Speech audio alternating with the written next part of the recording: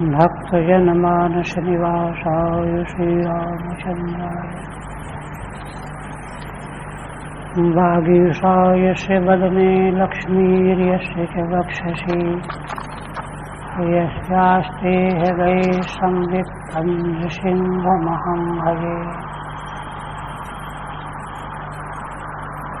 विश्वसर्गविसर्गादि नवलक्षणलक्षितम् श्रीकृष्णाख्यं परं धाम जगद्धाम नमाम्यहम्।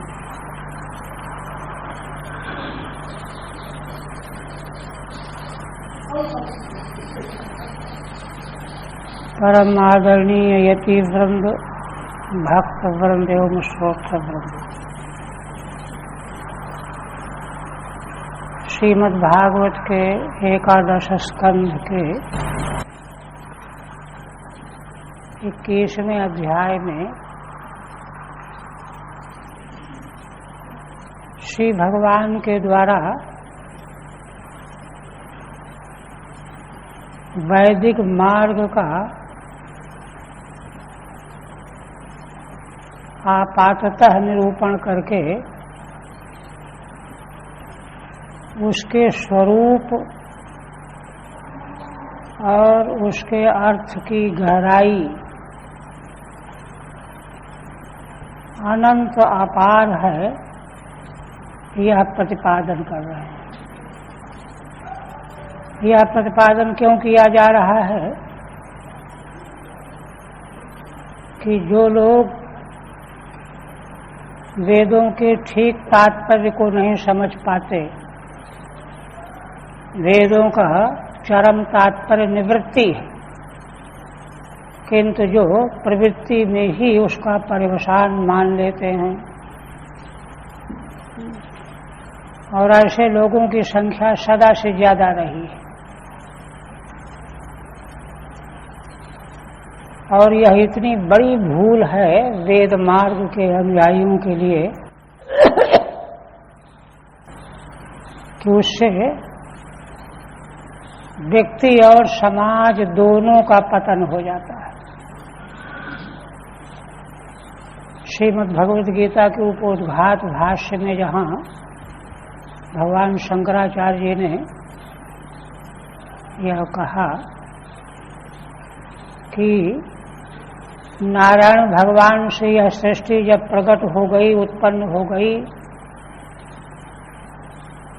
तो उनको इसकी रक्षा कैसे की जाए, यह जगत का खेल लंबे समय तक चलता कैसे रहे, इसका संकल्प विचार करके भगवान ने वैदिक धर्म प्रकट किया। धर्म ही धारण कर, धारणात् धर्म इत्याहु, धीते असौ धर्म, जो मनुष्य को गिरने से बचा देता है। कोई गिर रहा था, कोई पेड़ का सहारा मिल गया या और किसी ने पकड़ लिया, तो धर्म वह वस्तु है जिसके द्वारा मनुष्य और समाज दोनों गिरने से बचाए जाते हैं। उस वैदिक धर्म का प्रवृत्ति रूप और निवृत्ति रूप दोनों प्रकार का धर्म प्रकट किया।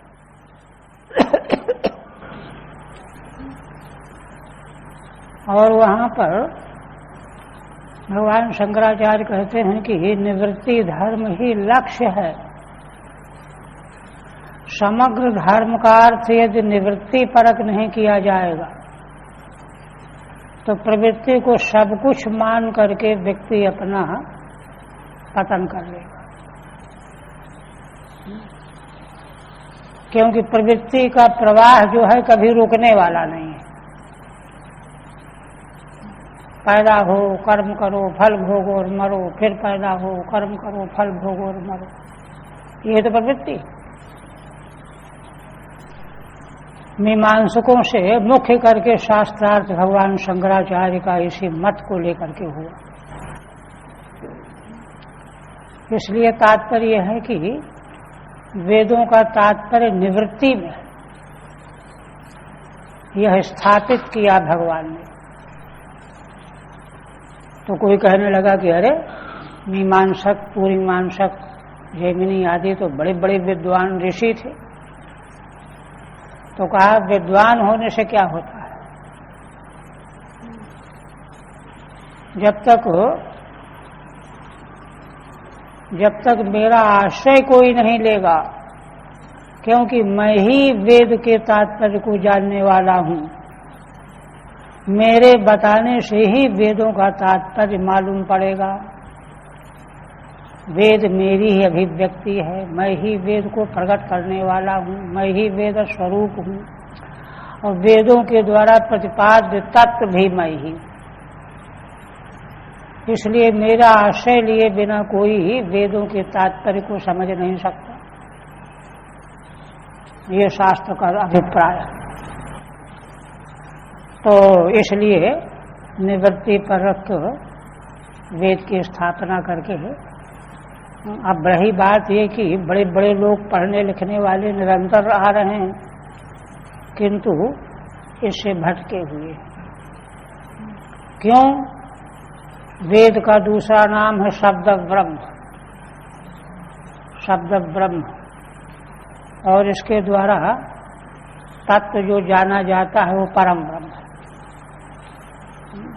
तो जो परम तत्व को बताने वाला वेद शब्द ब्रह्म है ना, उसका स्वरूप और उसकी गहराई, उसका अभिप्राय, अर्थ, तात्पर्य, ये दोनों बहुत ही सूक्ष्म और गहन है। यह बात भगवान ने अब तक व्यक्त की। तो वेदों का स्वरूप एक तो शब्द रूप है। वेद वैयाकरणों ने जितना अधिक विचार किया है शब्द पर, किसी ने नहीं किया। हमारे महाराज तो कहा करते थे कि सारे वेदांत के प्रस्थान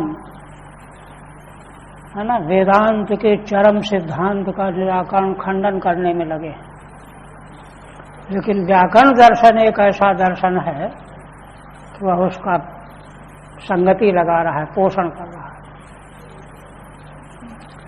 इसलिए व्याकरण दर्शन में जितना शब्द के बारे में विचार किया गया है, और संभवतः व्याकरण दर्शन का समग्र अविकल अवगाहन अगर कर लिया जाए तो विवाद समाप्त हो जाए। तो देखिए, व्याकरण दर्शन का कहना यह है शब्द ब्रह्म उनकी स्थापना है। वेदांती जिसको परम ब्रह्म कहते हैं उसको वैयाकरण शब्द ब्रह्म कहते हैं।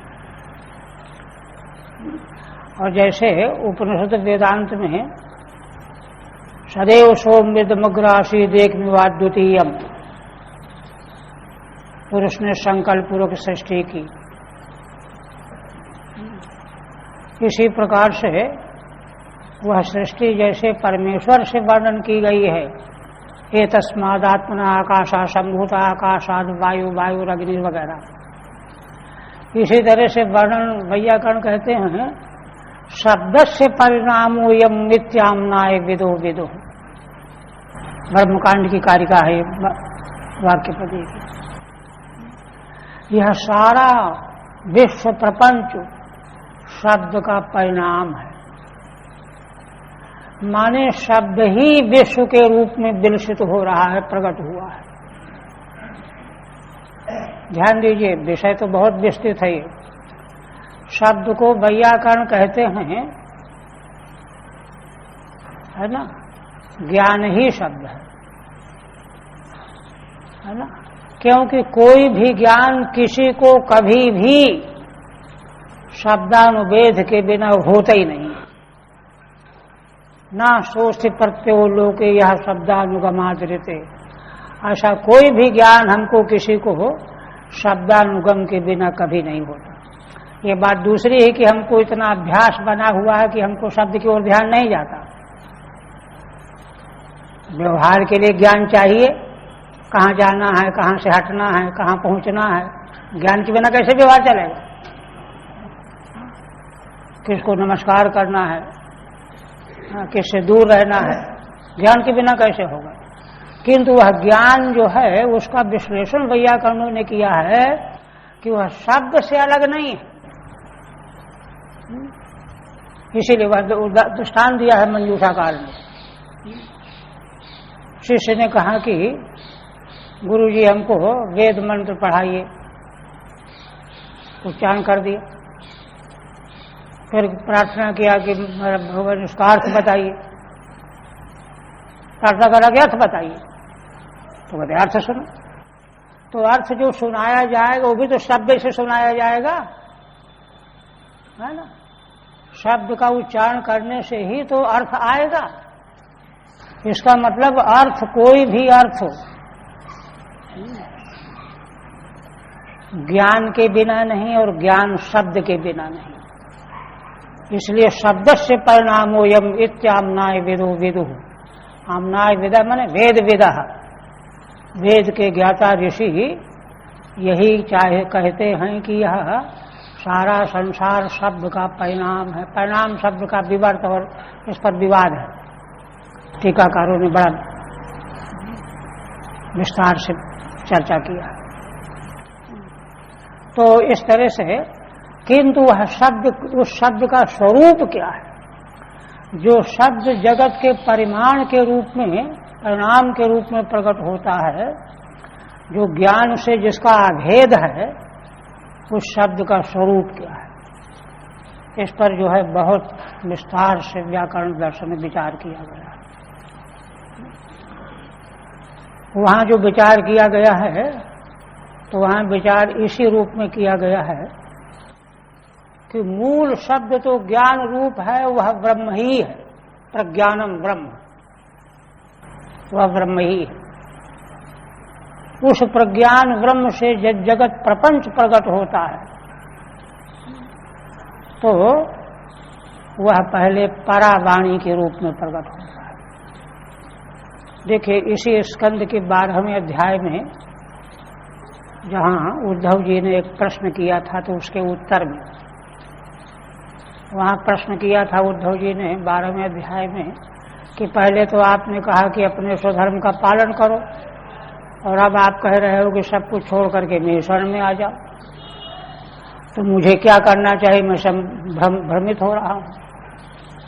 इस पर भगवान ने वहां उपदेश किया, कहा कि देखो, ये कर्म करना और छोड़ना ये क्या है?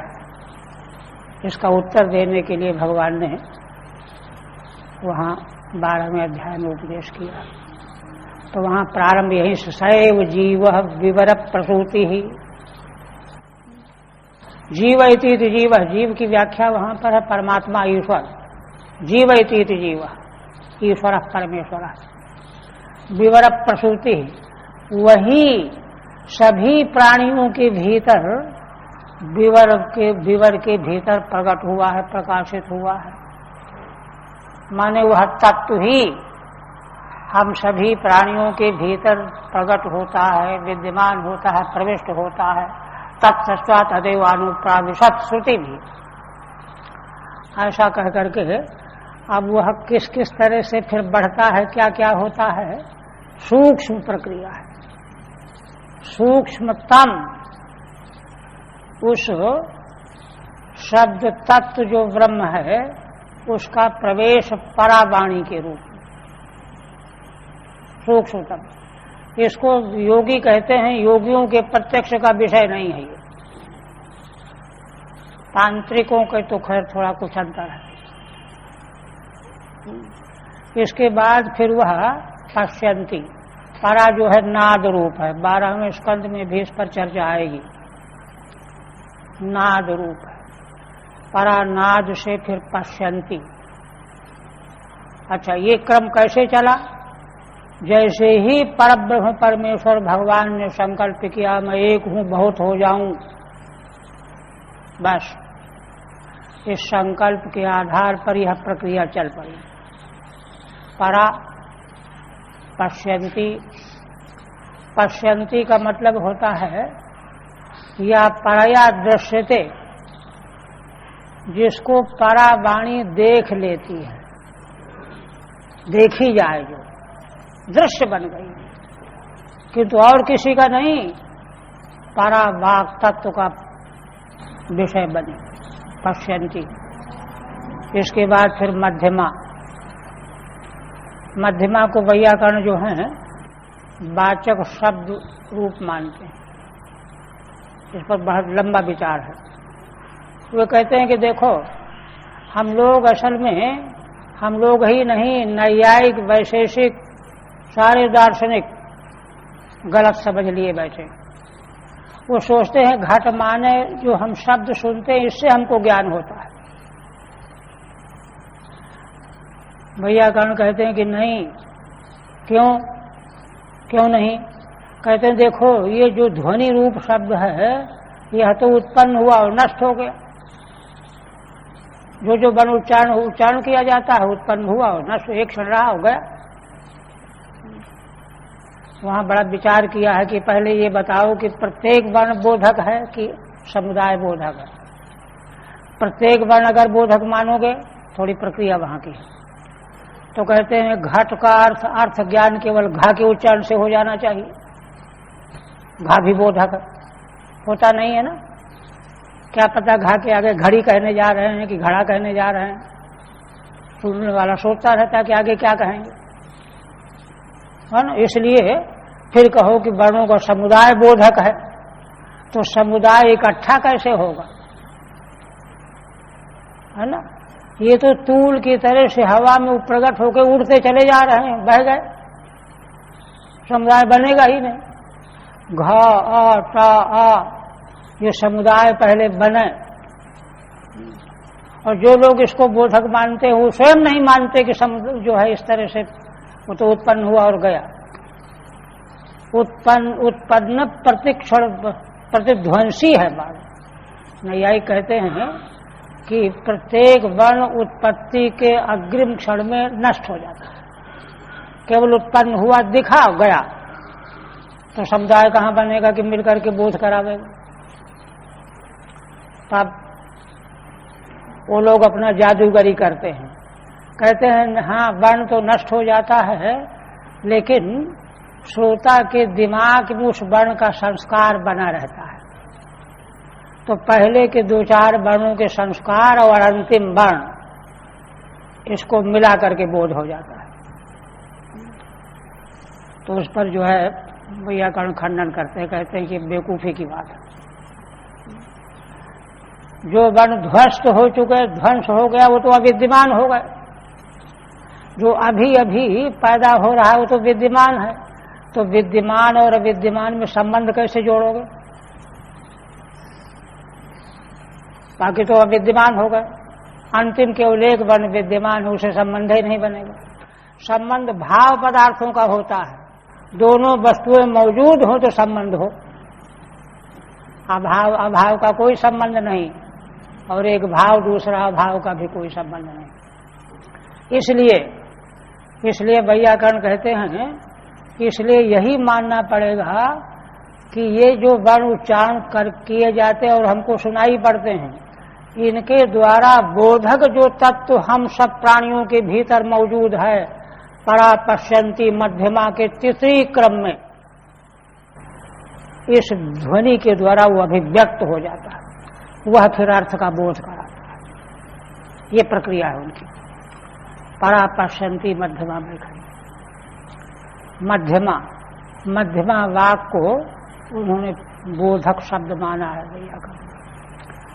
तो उन्हीं 3 को यहाँ जो है कहा है कि मनीषी ब्राह्मण ही इन सब 4 वाणियों को जानते, सब नहीं जानते, है ना। सब किसको जानते? चौथी को, बैखरी को। बाकी परा पश्यन्ति मध्यमा को नहीं जानते, है ना। और मूल में शब्द है, शब्द ब्रह्म।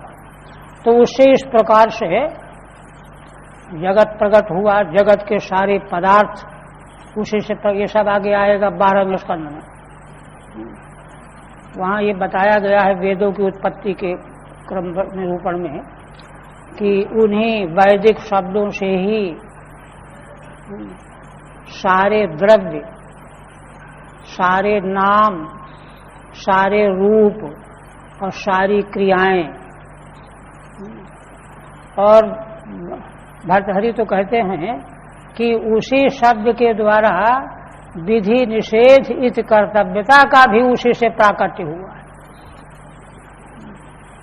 वेद में जो विधि निषेध है, इत कर्तव्यता है, ये उसी के द्वारा प्राकट्य हुआ है। तो ऐसा वेद का स्वरूप छंद तक बताया। ये केवल वेद के स्वरूप को अनवगाह ही है ना, अनंत अपार। अब अर्थ का क्या कहना, अर्थ तो और भी अनंत और अपार है। तो उन्हीं अर्थ के बारे में अग्रिम पद्य है। अर्थ कैसे मालूम पड़े, है ना, जिस वेद के स्वरूप को ही समझना बड़ा दुरूह है, कठिन है। इतनी आस्था देखिए, हमारे महाराज कहते थे कि देखो, व्यक्ति कोई भी काम संसार में करता है तो प्राणों की रक्षा करते हुए करता रहता है। लेकिन हमारे पूर्वज ऋषि असुर लोग उनको देख करके हत्या कर देते थे, है ना। उनके गांव में आग लगा देते थे, अग्निहोत्र को दूषित कर देते थे हवन को लेकर। किंतु फिर भी अपने प्राणों को बचा करके, छिप करके पर्वतों की कंदराओं में कंद मूल फल खा करके वेदों का पारायण किया करते थे, अग्निहोत्र किया करते थे। वेद और वेद की परंपरा हमारी बची रहे।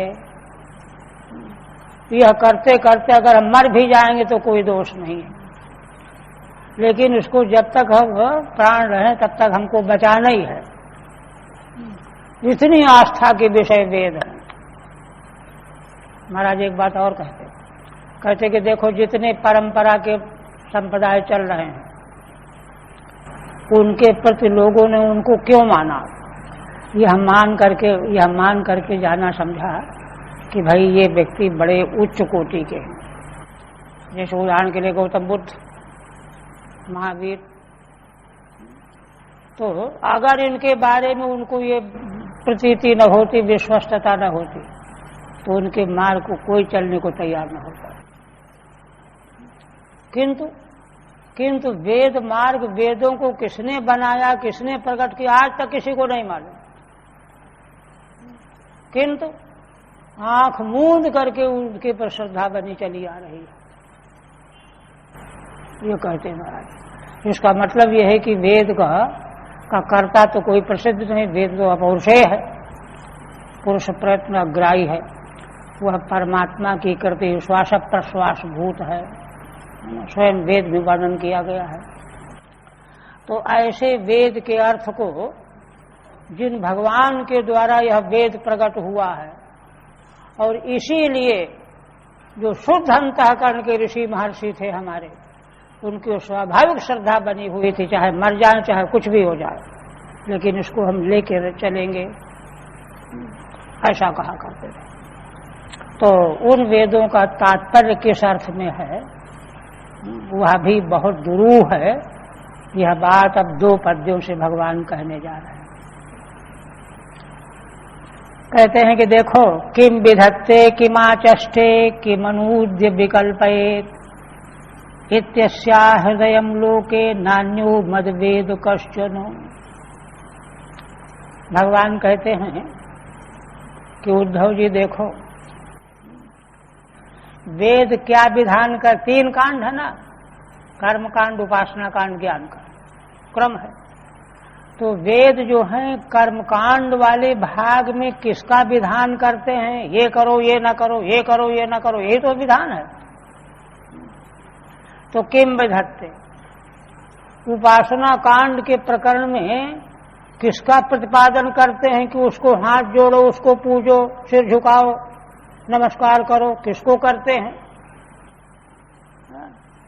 और तीसरा ज्ञान कांड, ज्ञान कांड में क्या है कि मनुद्य विकल्पयेत्, किसका उच्चारण करके, उद्दिष्ट करके कि देखो ये तुमको दिखाई दे रहा है ना, संसार दिखाई दे रहा है, आकाश, वायु, अग्नि, पानी, पृथ्वी, जंगल, पहाड़, नदियां, जीव जंतु, पशु पक्षी, कीट पतंगे, ये जो कुछ तुमको दिखाई दे रहा है, इसका उल्लेख करके वेद जो है ज्ञान कांड में क्या कहते हैं? कहते हैं अरे ये विकल्पना मात्र है, विकल्पना मात्र है। विकल्प है ना, विकल्प का लक्षण दिया है योग दर्शन में। जहां वस्तु स्वरूपतः न हो, केवल शब्द उसका उच्चारण करके बता रहा है। जैसे पुरुषस्य स्वरूपम, ये उदाहरण दिया हुआ है ना। तो पुरुष का जो स्वरूप है, पुरुष ही दृश्य नहीं है, वह तो अनिर्वचनीय है, ज्ञेय है,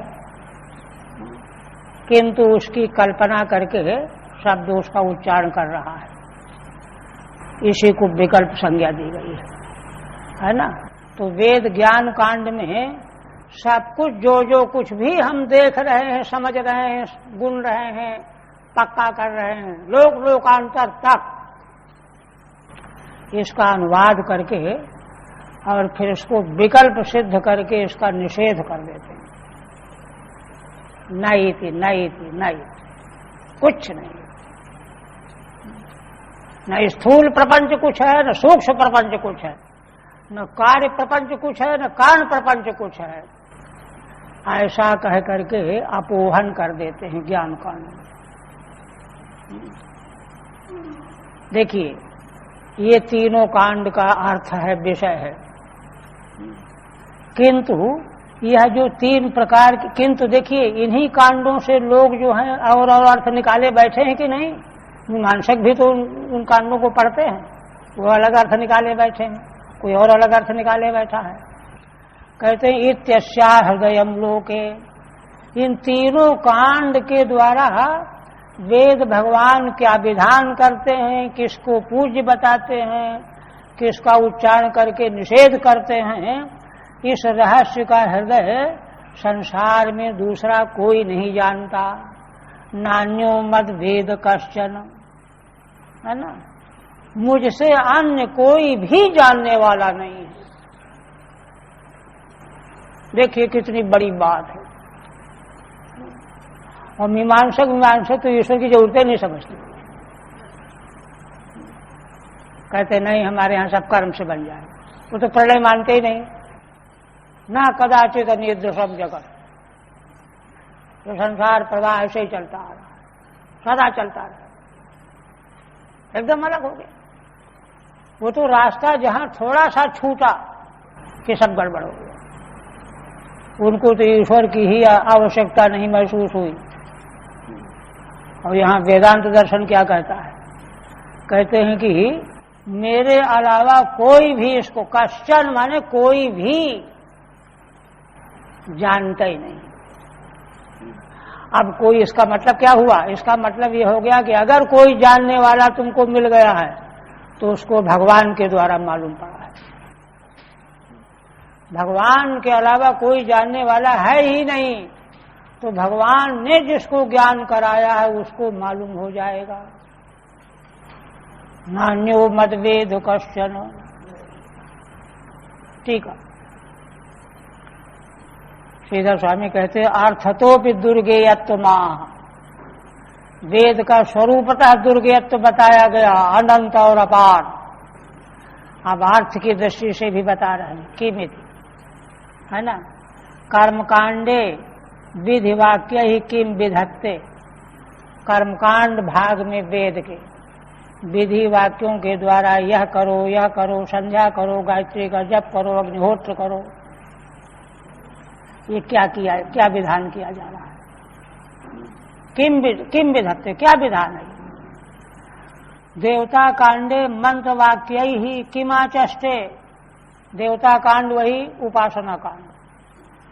उपासना कांड में, है ना, मंत्र वाक्यों के द्वारा मनोवे ब्रह्मेत्युपासितो, वाग्वै ब्रह्मेत्युपासितो, ये मंत्र वाक्य हैं।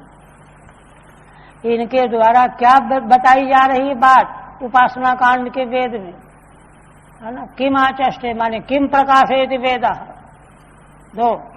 तीसरा ज्ञान कांडे, तीसरा ज्ञान कांड, है ना, किम अनूद्य विकल्पयेत, किसका उद्देश्य करके, कथन करके, उच्चारण करके, नाम ले करके फिर विकल्प किया गया, है ना। विकल्पयेत माने निषेधार्थम इत्येवं अस्याहृदयम्, फिर निषेध करना है, विकल्पना का उल्लेख करके फिर निषेध करना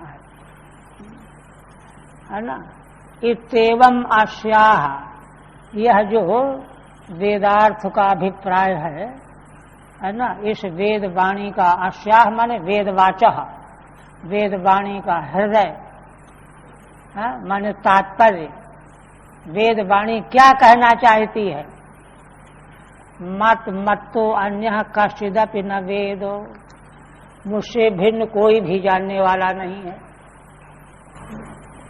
इसलिए भगवान के अनुग्रह के बिना, और श्रीमद् भगवद गीता में भगवान ने इसको स्पष्ट भी किया है, दधामि बुद्धि योगम तम येन मामुपयान्ते थे। जो लोग निरंतर मेरा चिंतन स्मरण करते हैं तो उन पर प्रसन्न होकर के मैं उनको वह बुद्धि योग दे देता हूँ, जिससे वो मुझको प्राप्त हो जाते हैं, प्राप्त कर लेते हैं।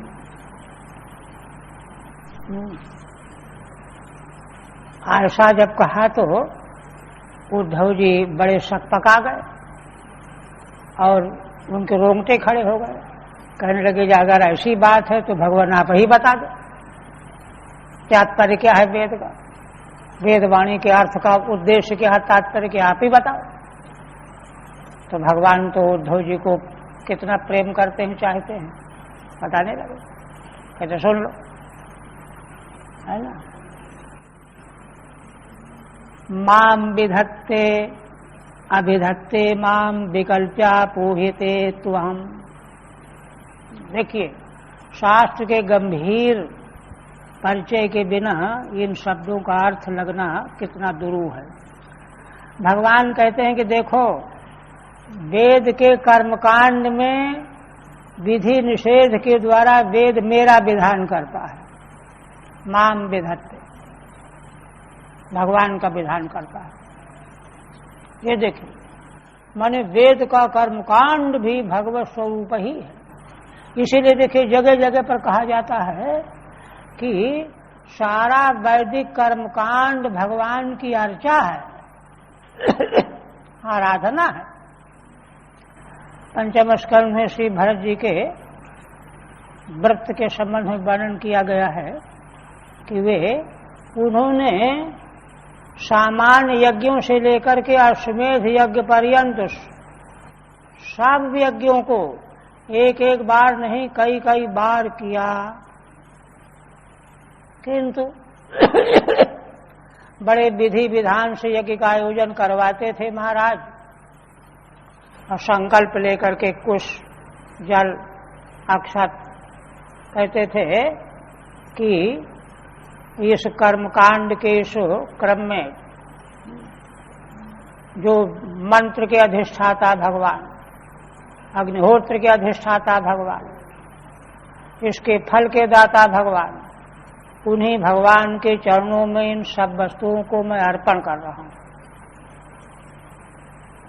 यह अर्पण करने से जो है उनको इतना उच्च कोटि का वैराग्य प्राप्त हुआ कि उन्होंने ऐश्वर्यपूर्ण, है ना, समूची पृथ्वी अखंड मंडल राज्य को जैसे कोई मल का त्याग कर देता है, मलवज्जह, कुछ नहीं, छोड़ दिया। इसलिए जिस वैदिक कर्मकांड का आश्रय लिए बिना इतनी पराकाष्ठा की शुद्धि ही मनुष्य को प्राप्त नहीं हो सकती कि वह त्याग करने का सामर्थ्य उसमें आ जाए, उसको त्याग दिया। इसलिए वेद का कर्मकांड भाग भगवान का विधान करता है, यह है रहस्य। और माम विधत्ते विधत्ते माम, और यह उपासना कांड में मुझको कहता है। वाग वै ब्रह्मित्युपासी, तो सूर्य की उपासना करो, चंद्रदेव की आराधना करो, उपासना करो। चातुर्मास यज्ञ करो। इस सब में क्या है कि मेरी उपासना के लिए ही वेद कथन करते हैं। मां अभिधत्ते माम, और तीसरा ज्ञान कांड में क्या है, विकल्प्या पोहिते तो हम। सब विकल्प संसार में क्या क्या जीव को हम सबको दिखाई दे रहा है, जिसके लपेट में हम सब भटक रहे हैं अनादि काल से, कोई ठिकाना नहीं है। करोड़ों जन्म से भटकते चले आ रहे, भटकते ही रहना है। यह क्या है,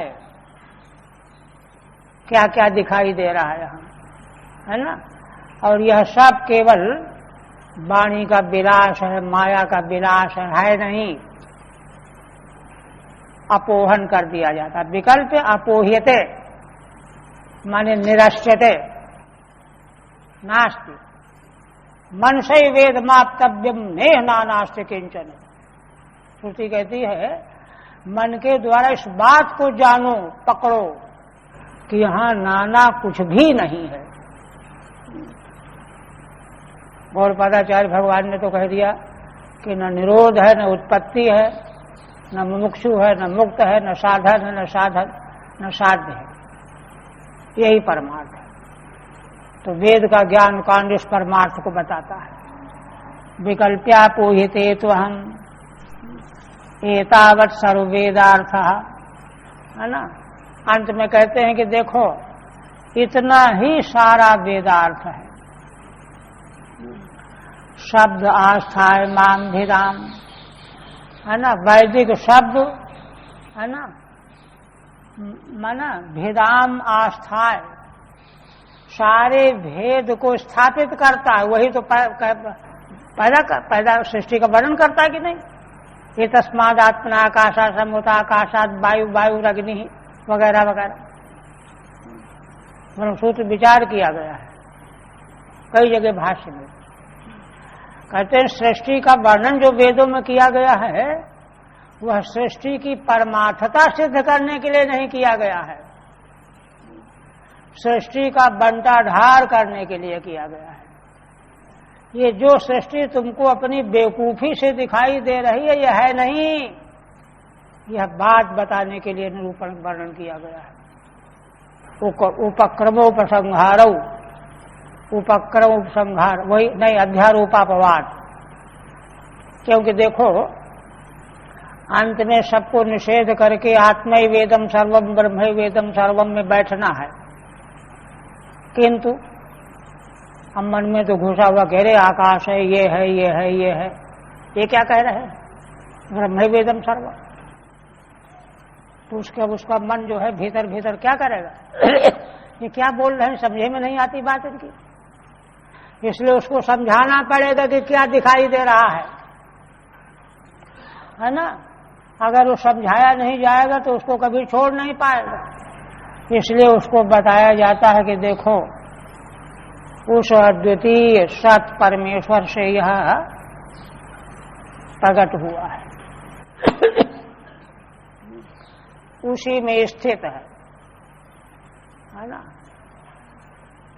और उसी में इसका लय होता है।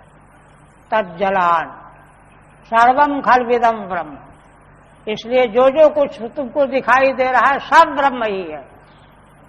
तज्जलान इत शांत उपासित, तब बात समझ में आ जाएगी उसको कि अच्छा ये परमार्थता है नहीं जो दिख रहा है,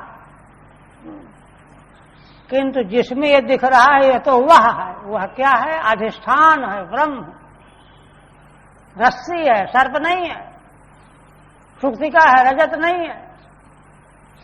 ऐसा विकल्प पोहिते आशा माम भिदाम माया मात्र मनुद्यांते। ऐसा कह करके यह जो जो कुछ भी वर्णन किया गया सब माया का विलास है, माया का कार्य है।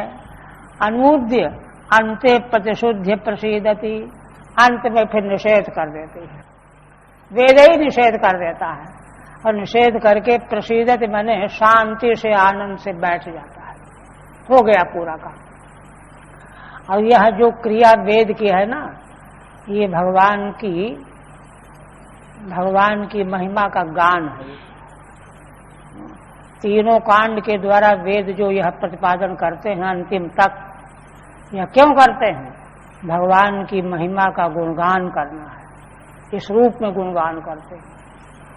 इसीलिए देखिए श्रीमद् भागवत का बार बार श्रवण करना, पारायण करना, भगवान के लीला चरित्रों का बार बार श्रवण करने से भगवान की भक्ति पक्की तौर पर प्राप्त हो जाएगी, ये फल बताया गया है।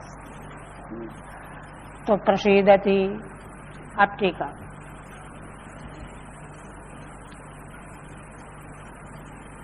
ननु तद्धि त्वं मत कृपया कथय, क्योंकि उस पीछे में भगवान ने कहा ना कि मेरे अलावा कोई जानता ही नहीं संसार में। तो कहते हैं अच्छा अगर ऐसी बात है तो मेरे ऊपर कृपा करके आप ही बताओ, मुझको बता दो। तो ओम इति, तो भगवान कहते ओम ठीक है, चलो तुम प्रेमी भक्त हो, भक्त को तो भगवान सब कुछ दे देते हैं। कथयति, कहते देखो मामेव यज्ञ रूपम विधत्ते, यज्ञो वै विष्णु, यज्ञ रूप से मैं ही हूं, मेरा ही वेद विधान करते हैं, है ना। और देखिए सारे क्रियाकलाप वहां भगवद रूप हैं। इसीलिए देखिए मीमांसा में विचार किया गया कि क्यों भाई अगर कहीं जो है कुछ न मिल रहा हो तो यज्ञ में क्या करें, फिर गड़बड़ हो गया हो। तो उसके लिए कहते हैं कि वेद की शाखांतर में, है ना, माने कुश के अभाव में शरैः प्रस्तरितव्यम, कुशानाम अभावे शरैः प्रस्तरितव्यम, ये वचन है शाखांतर में। जिस शाखा का हम यज्ञ करें उसमें नहीं है, चिंता हो गई अब क्या कर, तो वहां अन्य शाखा में है, तो अन्य शाखा के वचन को तुम प्रमाण मान सकते हो। तो तुम भी जो है ना, सर के द्वारा, सरकंडा, उसके द्वारा यज्ञ का काम संपन्न करो, है ना। किंतु मनगढ़ंत तो वेद वाणी अगर कुछ कहने वाली नहीं है, कहीं कुछ दिखाई नहीं दे रहा, तो अपने आप तुम कल्पना करके कुछ भी उसमें जोड़ नहीं सकते हो, यथावत करना पड़ेगा। इधर इस दिशा में मुख होना चाहिए, इधर कुश होना चाहिए, इधर पात्र रखना चाहिए, सब विधान। इसमें एक भी गड़बड़ी होगी तो गड़बड़ हो जाएगा, क्योंकि यज्ञ भगवान का स्वरूप है। तो स्वरूप में कहीं गड़बड़ी होती है क्या? अब कान जो है यहाँ है, तुम उसको पीठ में लगा दो, कितना भद्दा लगेगा, गड़बड़ हो जाएगा, है ना। हाथ को जो है पीछे बना दो, सब गड़बड़ हो जाएगा। इसलिए यह नहीं माना जा सकता। इसलिए अच्छा, तो इसलिए कहते हैं कि यज्ञ रूप में वेद कर्मकांड भाग में मेरा ही विधान करते हैं, वाह, है ना। कहाँ चला गया? हाँ, शब्द माँ में यज्ञ रूपम, माँ में यज्ञ रूप भगवान है, यज्ञ वै विष्णु है, तो मेरा ही विधान करते हैं। इसलिए वैदिक कर्मकांड यज्ञ आदि का विधान समझ लीजिए कि वो भगवत स्वरूप का विधान है। जैसे भगवान की प्रतिमा हम कितने सतर्क हो करके, शुद्ध वस्तु, शुद्ध भावना, नहा धो करके, शुद्ध वस्त्र पहन करके, है ना, करते हैं, वैसे ही वैदिक क्रियाकलाप करने चाहिए, ये विधान है ना। और मामेव तत्त देवता रूपम अभिधत्ते, और तत्त देवता के रूप में जो उपासना कांड में ध्यान का निरूपण किया गया है ना। वाग वै ब्रह्मित्युपासित, मनो वै ब्रह्मित्युपासित, पंचाग्नि विद्या में उपासना के प्रकरण वर्णन किया गया है। तो कहते हैं कि तत्त देवता रूपम अभिधत्ते मामेव, वहां पर भी तत्त देवता के रूप में मेरा ही वेद कथन करते हैं। ना मत्तः पृथक, है ना, मुझसे पृथक कुछ भी नहीं है, न कर्म कांड है, न उपासना कांड है, न ज्ञान कांड है। यच्चाकाशादि प्रपंच जातम, अवधि से ज्ञान कांड के विधान की बात भगवान बताने जा रहे हैं। कहते देखो, यच्चाकाशादि प्रपंच जातम, ये आकाशादि जो प्रपंच हमारे सामने खड़ा है, दिखाई दे रहा है ना, जिसका श्रुति वर्णन करती है, तस्माद्वा ये तस्मादात्मनः आकाशा संभूतः, आकाशाद वायु, वायु अग्नि वगैरह पूरा समझ लीजिए, संकेत मात्र है। इत्यादि ना विकल्प, इन वचनों के द्वारा वेद वाणी जो है इस प्रपंच के विकल्प का उल्लेख करती है, इसकी उत्पत्ति का क्रम बताती है, उसका विधान करती है।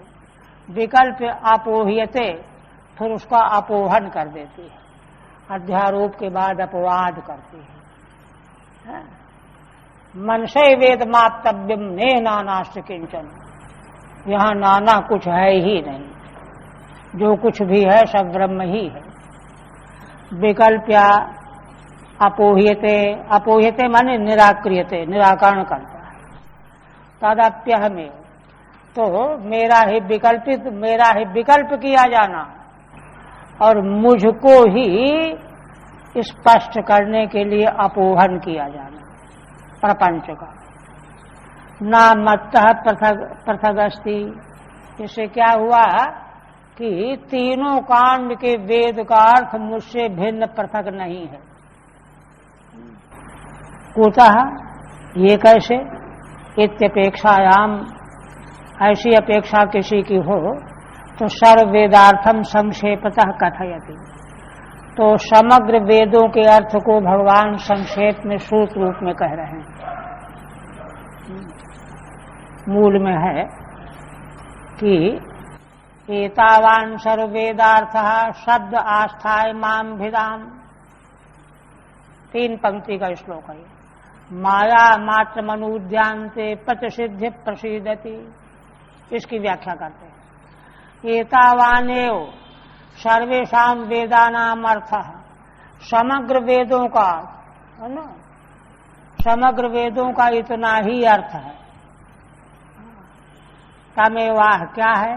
शब्दों वेदों माम परमार्थ रूपम आश्रित, परमार्थ रूप में मेरा आश्रय लेकर के, कि अंतिम में तो भगवान ही, सर्वाधिष्ठान भगवान आश्रय लेकर। भिदाम माया मात्रम इत्यनूद्य, जितना भी भेद दिखाई दे रहा है भगवान से भिन्न, जो कुछ भी दिखाई दे रहा है अनादिकाल से, वह भगवान की माया का विलास है, माया मात्र है, ऐसा समझो। इत्यनूद्य, ऐसा कथन करके और अंत में निराकरण कर देता है। निराकरण कैसे कर देता है? तो देखिए, तद भिन्ना भिन्न से तद भिन्नत्व नियम न्याय है। क्यों? सारे प्रपंच का माया से अभेद, माया के बिना प्रपंच कहां से आए? और माया शक्ति जो है भगवान से अभिन्न है, शक्ति शक्तिमान में भेद होता ही नहीं है। भगवान की आत्मशक्ति माया से भगवान में द्वैत नहीं होता, अद्वितीयता बनी रहती है। क्यों? क्योंकि देखिए, द्वैत वहां होगा जब दोनों पदार्थ अलग अलग रह सकते हों, तो माया भगवान को छोड़ करके अलग रह ही नहीं सकती, अस्तित्व ही नहीं है उसका। सर्वाधिष्ठान ब्रह्म से अतिरिक्त माया का अस्तित्व है ही नहीं, है ना। माया इत्य विद्यमान से संज्ञा, मांडूक्य में भाष्यकार कहते हैं, माया उसका नाम है जो है नहीं, अविद्यमान का नामकरण कर दिया गया है।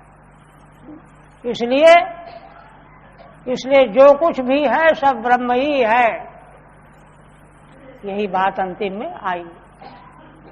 माया मात्र मितनुद नेह नानाश्च किंचन, जो हम अपनी नासमझी से नाना पदार्थ देख रहे हैं वो है नहीं, तुम भूल कर रहे हो। ठीक से देखो, इति प्रतिषिद्ध प्रसीदति, इस तरह से निषेध करके प्रसीदति माने निवृत्त व्यापारो भवति, वेद का काम पूरा हो गया। इसी के लिए तो भगवान ने वेद को प्रकाशित किया था, प्रकट किया था। वेद स्तुति के आरंभ में ही सुखदेव भगवान ने बताया है कि संसार की रचना और जीवों को मन, बुद्धि, इंद्रियां और प्राण ये सब भगवान ने क्यों दिया है? जिससे कि पुरुषार्थ भागी बने, धर्म, अर्थ, काम और मोक्ष।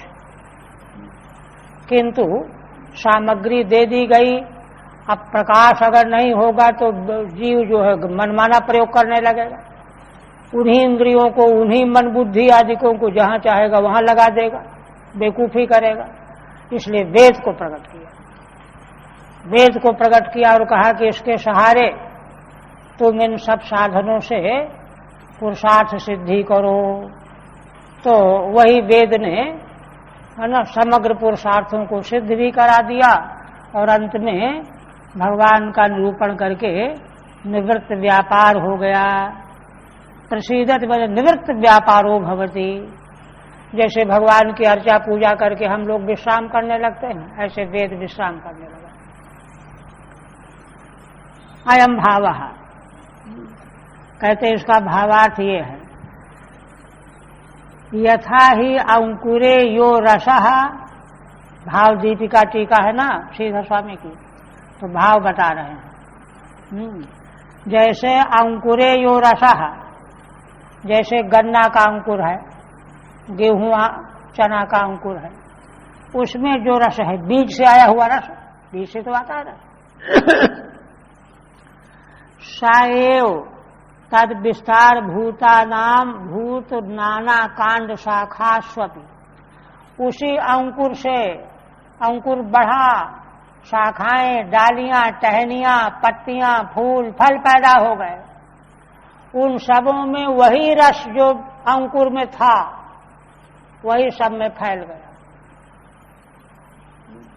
जैसे दृष्टांत है ना, तद विस्तार भूत नाना कांड शाखा स्वपि, जैसे अंकुर में रहने वाला विद्यमान रस ही उसके विस्तार भूत शाखाओं में, टहनियों में, फूल फल में, सब में व्याप्त रहता है। उसी प्रकार तथैव प्रणवस्य यो अर्थ परमेश्वर, प्रणव तस्य वाचक प्रणव सूत्र है ना, भगवान का वाचक बोधक प्रणव ओम, उसका अर्थ क्या है? परमेश्वर, परमात्मा, है ना। साएव तद विस्तार भूतानाम, अब प्रणव से ही वेद प्रकट हुआ है, उसी का विस्तार हुआ ना, तो विस्तार भूतानाम सर्ववेद कांड शाखा नाम अपि, प्रणव का ही विस्तार है सब वेद, है ना। अकारे वेशा सर्वावा, है ना, ओंकार एवं सर्वम, इसलिए सर्ववेद कांड शाखा नाम अपि संगच्छते, समग्र वेद के जो कांड हैं, शाखाएं हैं, है ना, उनमें भी वही रस भरा हुआ है, माने परमात्मा रस ही भरा हुआ है, नान्य हित अन्य कोई अर्थ है नहीं। इति इस तरह से पूरा करके आप कहते हैं कि अंतिम में भगवान के इस रहस्यमय उपदेश को मनन करके श्रीधर स्वामी कहते हैं, नित्य मुक्त स्वतः सर्ववेद कृत सर्ववेद वेद स्वपर ज्ञानदाता यस्तम वंदे गुरुमीश्वरम। जो भगवान नित्य मुक्त और स्वयं ही समग्र वेदों को प्रकट करने वाले हैं, सर्ववेद कृत, और स्वयं ही समग्र वेदों के ज्ञाता हैं, वेदविद हैं, और जो भगवान अपने भक्तों को अपना और पर का ज्ञान देने वाले भी वही हैं। भगवान ही ज्ञान देते हैं तब मिलता है ना। यस्तम वंदे गुरुमीश्वरम, ऐसे जो भगवान हैं वे भगवान ही गुरु हैं और ईश्वर हैं। जगत गुरु तो भगवान है ना। जगत गुरु रूप ईश्वर भगवान की मैं वंदना करता हूँ, क्योंकि उनकी कृपा से यह ज्ञान मुझको मिला। ऐसा कह करके अध्याय पूरा करते हैं। हरि ओम तत्सत। श्रीमद्भागवते महापुराणे एकादश स्कंधे भगवद्गीता संवादे 1 अध्याय। अब इसके बाद देखिए समग्र वेदार्थ का रहस्य भगवान ने पीछे के 3 अध्यायों में व्यक्त किया है। 19, 20, 21 ज्ञान योग, कर्म योग, भक्ति योग बता करके अब क्या रह गया बताने को। किंतु एक बात रह गई बताने को। क्या रह गई बताने को कि यह जो सब कुछ वर्णन किया गया कर्म कांड के द्वारा, उपासना कांड और ज्ञान कांड के द्वारा, यह अपने को प्राप्त कैसे हो। क्योंकि प्राप्ति किए बिना वाचा विवेकस्त विवेक एव, केवल वाणी के वियोग से तो विवेक से कुछ होना नहीं। इसलिए इसके पचाने की प्रक्रिया आगे से आरंभ होगी।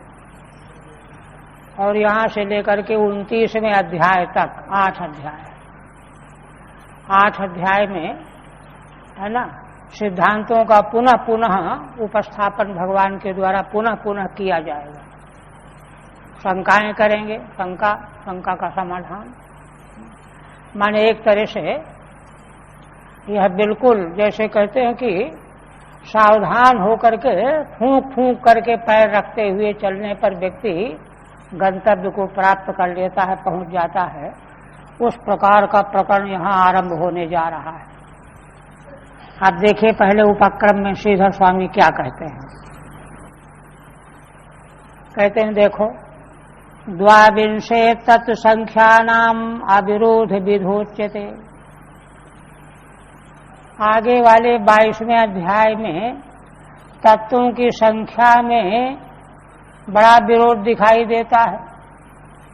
नैयायिक तत्वों की संख्या 16 पदार्थ बताते हैं, वैशेषिक 7 पदार्थ बताते हैं, सांख्य वाले 25 बताते हैं, कोई 26 बताता है, कोई 28 बताते हैं। ये सब गड़बड़ है। देखिए अब गड़बड़ है ये तो देखिए यहाँ पर भगवान दृष्टि कौन सी दे रहे हैं। ये सब तो है विस्तार, अलग अलग कथन। तो कहते हैं कि अविरोध की विधा क्या है।